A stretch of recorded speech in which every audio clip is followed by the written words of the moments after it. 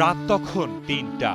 দুই মেয়েকে নিয়ে মা ঘুমিয়েছিলেন একই বিছানায়, আর বাইরে বইছিল কালবৈশাখীর তীব্র ঝড়। এরই মধ্যে জমদূত হয়ে তাদের উপর আছড়ে পড়ে আস্ত বড় একটি গাছ, আর সেই গাছের নিচে চাপা পড়ে ঘুমের মধ্যেই না ফেরার দেশে পাড়ি জমায় প্রায় পুরো একটি পরিবার।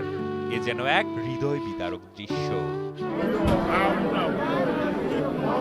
গত ২৬ এপ্রিল মধ্যরাতে ঘটে মর্মান্তিক এই ঘটনা, আর তারপর থেকেই নিহতদের বাড়িতে চলছে শোকের মাতম।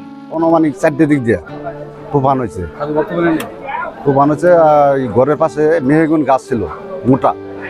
এই তুফানে গাছটা ঘরের ভিতরে পড়ে ৩টে মাছ এক জায়গায় শুয়ে ছিল।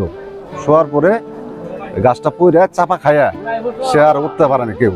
স্থানীয়রা জানান, মা ও দুই মেয়ে নিজ বসত ঘরের একই বিছানায় ঘুমিয়েছিলেন। শেষ রাতে হঠাৎ শুরু হওয়া কালবৈশাখীর ঝড়ের তাণ্ডবে ঘরের পাশে থাকা একটি বিশাল মেহগনি গাছ উপড়ে সরাসরি টিনের ঘরের উপর আছড়ে পড়ে।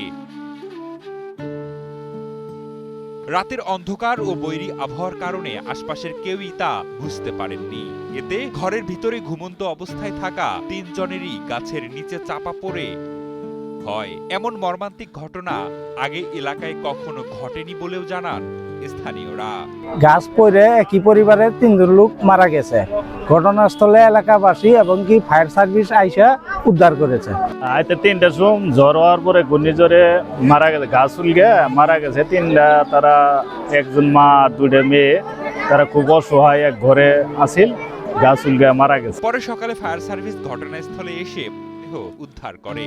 প্রশাসনের পক্ষ থেকে নিহতদের দাফন ও ক্ষতিগ্রস্ত পরিবারের জন্য প্রয়োজনীয় আর্থিক সহায়তা দেয়া হবে বলে জানায় পুলিশ।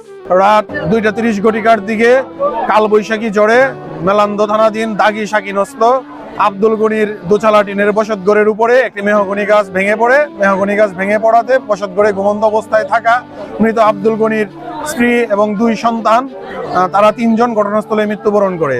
সংবাদ পেয়ে ফায়ার সার্ভিস এবং পুলিশ ঘটনাস্থলে উপস্থিত হয়ে লাশ উদ্ধার করে লাশের সুরতাল রিপোর্ট প্রস্তুত করা হয়েছে। উক্ত বিষয়ে পরবর্তী আইনগত ব্যবস্থা প্রক্রিয়াধীন আছে।